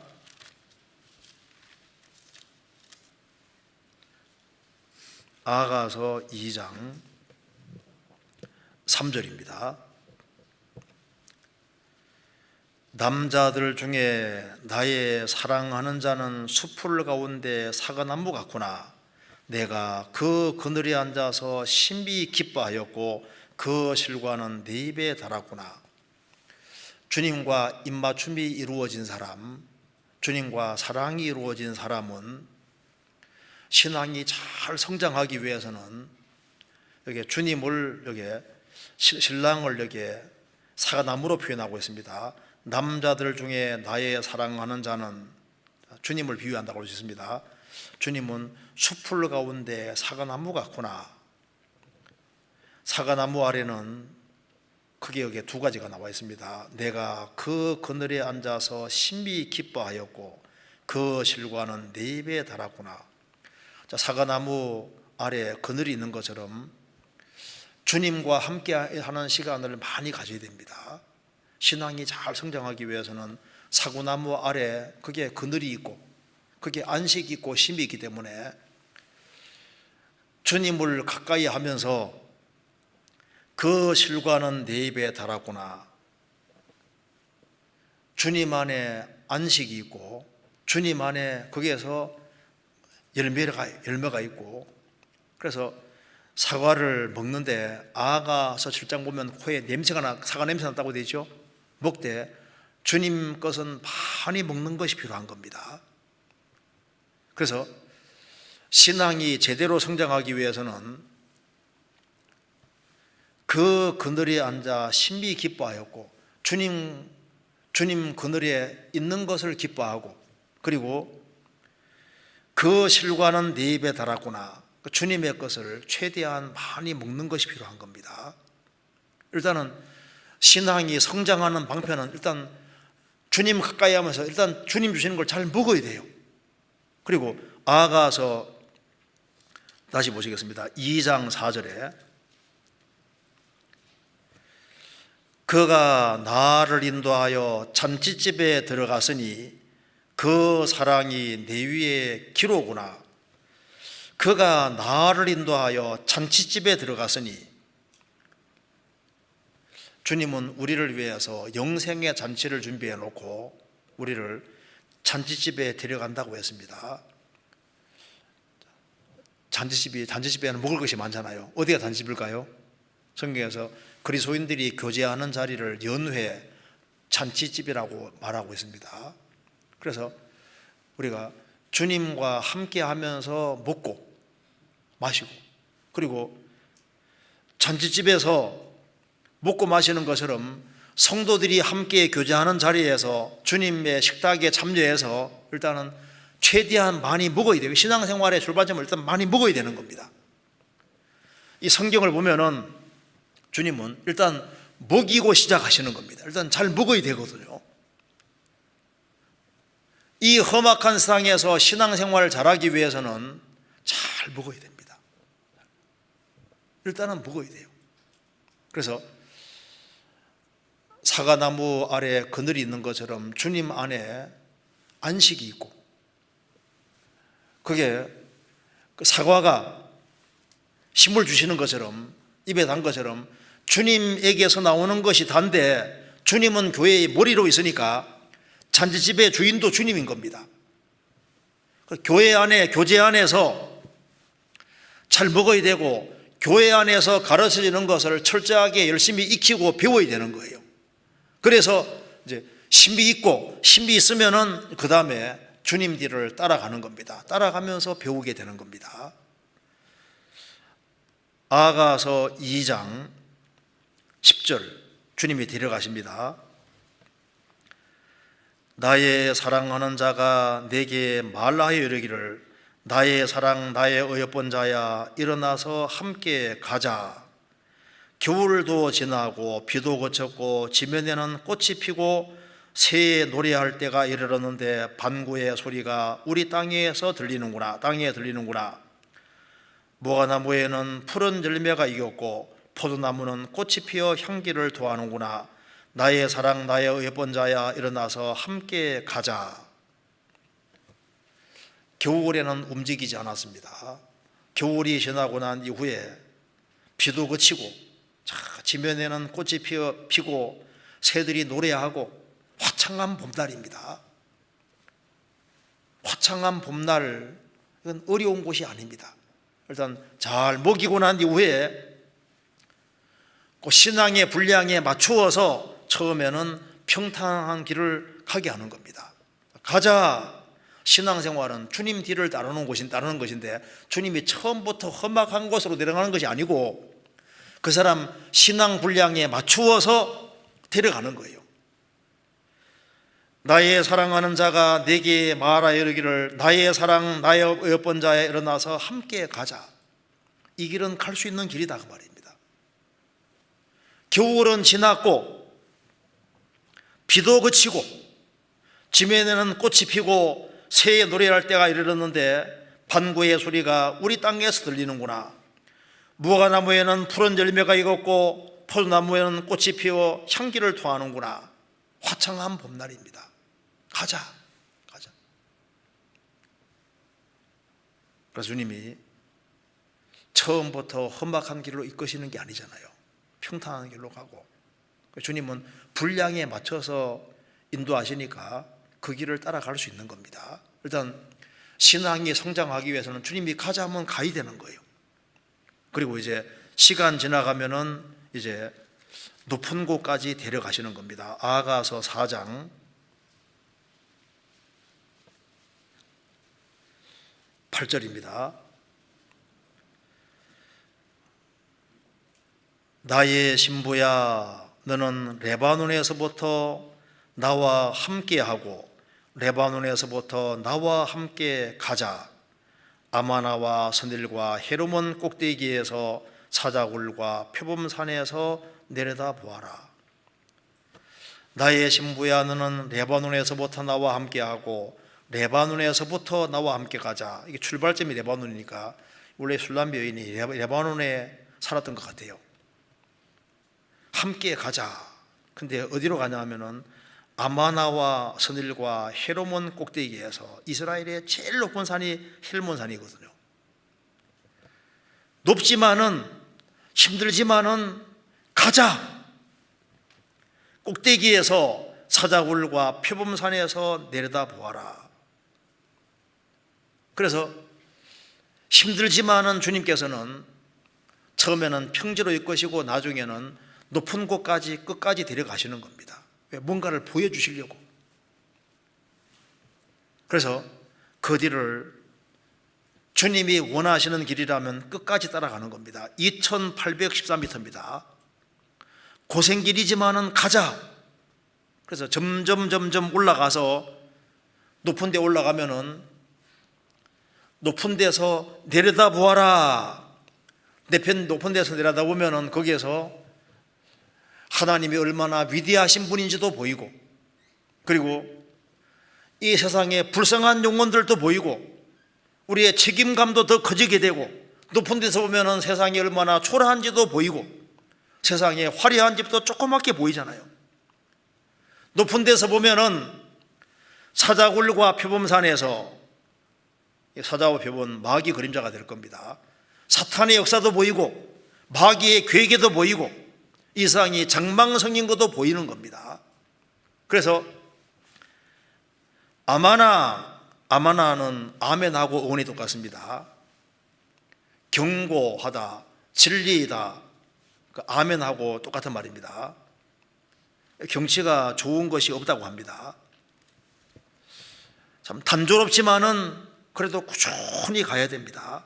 선딜은 원래 이제 이 굴곡이 많고 난관이 많은데 갑옷이라는 뜻입니다.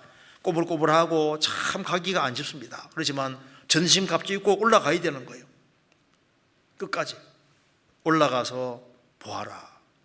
보면은 무엇을 해야 될지를 알게 되는 겁니다.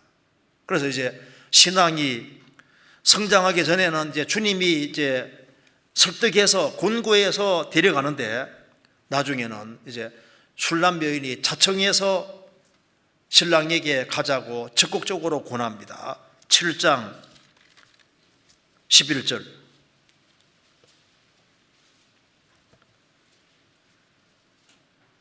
나의 사랑하는 자야. 신랑에게 이제 신부가 하는 말입니다.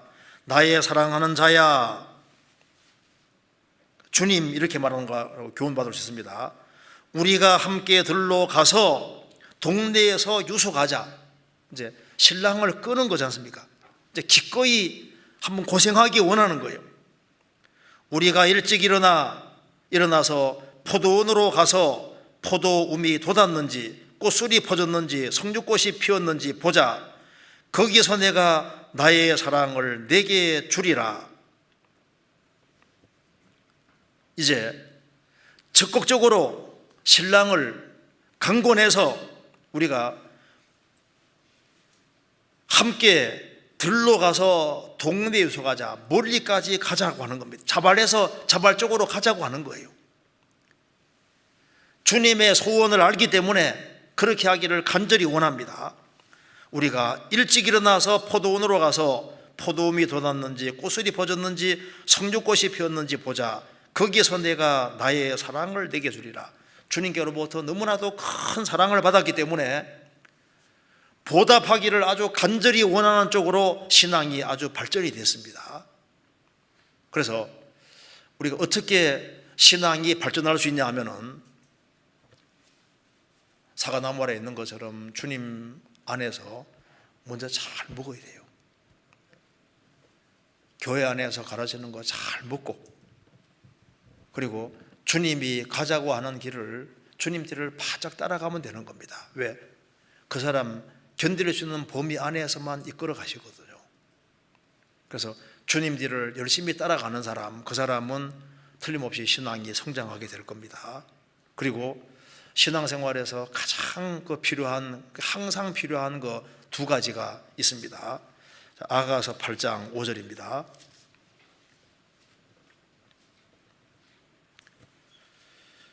그 사랑하는 자를 의지하고 거친 들에서 올라오는 여자가 누구인고. 여기에 그 사랑하는 자를 의지하고, 우리 신앙생활에서 제일 중요한 핵심 요소가 뭐겠습니까? 그 사랑하는 자. 주님은 우리를 정말 사랑하셨기 때문에 우리도 주님을 사랑하는 마음, 이것이 신앙생활에서 가장 중요한 겁니다. 사랑. 그 사랑하는 자를 의지하고, 의지하는 것은 신뢰하는 것이니까 믿음입니다. 그러니까 신앙생활에 핵심적으로 중요한 것은 사랑과 주님을 신뢰하고 의지하는 그 믿음, 사랑과 믿음, 이것이 있으면은 거친 들을 얼마든지 갈 수 있는 거예요.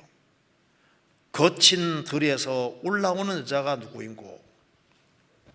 일단 올라가는 건 안 쉬운 거지 않습니까? 거친 들이고 올라가는 길이라고 할지라도 사랑과 믿음이 있는 사람은 갈 수가 있는 겁니다. 그래서 에베소서 6장 23절에도 믿음을 겸한 사랑이 형제들에게 있을지어다. 믿음을 겸한 사랑, 믿음과 사랑이 커져야 되고, 우리가 믿음과 사랑을 항상 가지고 있다면은 이 세상은 어차피 거친 들인 거예요. 광야입니다. 그리고 올라가는 것은 어렵습니다. 거친 들을 가는 것도 힘들고 올라가는 것도 힘들지만은 사랑하는 마음이 있고, 그리고 주님을 전적으로 기대는 마음이 있으면은 그 사람은 끝까지 신앙생활을 할 수 있을 겁니다. 그리고 아가서 제일 마지막은 이제 신랑을 만나기를 그 간절한 마음을 가지고서 끝이 납니다. 8장 14절에 나의 사랑하는 자야 너는 빨리 달리라. 향기로운 산들에서 누르와도 같고 어린 사슴과도 같아여라. 나의 사랑하는 자야 빨리 달려서 내게로 오라, 그 말입니다. 노루와도 같고 어린 젊은 사슴과도 같아여라. 빨리빨리 뛰어서 빨리 오라. 요한계시록 마지막 장도 뭔지 아시죠? 주 예수여 어서 오시옵소서.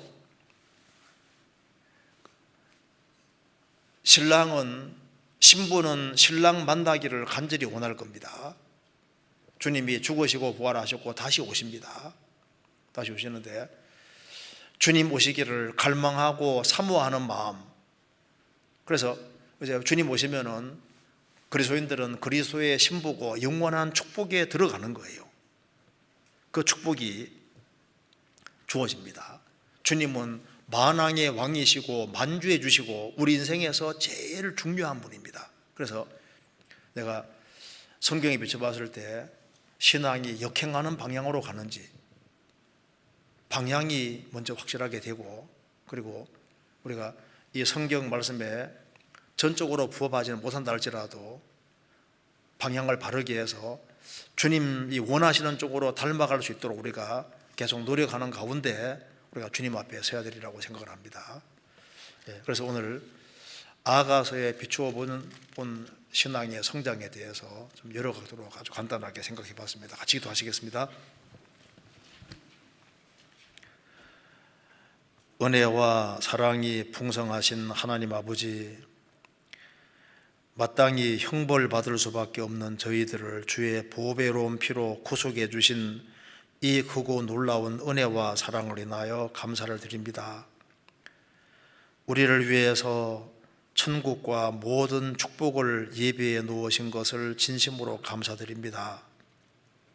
저희들을 주 안에서 신앙이 날로 성장할 수 있도록 도와주시고, 또 주님이 가장 기뻐하시는 영혼을 건지는 그 일에 최선을 다할 수 있도록 도와주시고 전도할 문을 더욱 열어주시옵소서. 마지막 징조가 우리 눈앞에 너무나도 확실하게 나타나는 시대에 살고 있습니다. 우리의 사랑하는 가족들, 친척들, 이웃들에게 이 귀한 복음을 더욱 담대히 증거할 수 있도록 도와주시옵소서. 30배, 60배, 100배 결실하는 귀한 삶이 될 수 있도록 도와주시옵소서. 가정마다 지켜주시고 또 하는 모든 일들을 도와주셔서 먹든지 마시든지 무엇을 하든지 다 하나님의 영광을 위해 살 수 있도록 도와주옵소서. 주 예수 그리스도 이름으로 기도하옵나이다. 아멘. 찬송 같이 부르시겠습니다.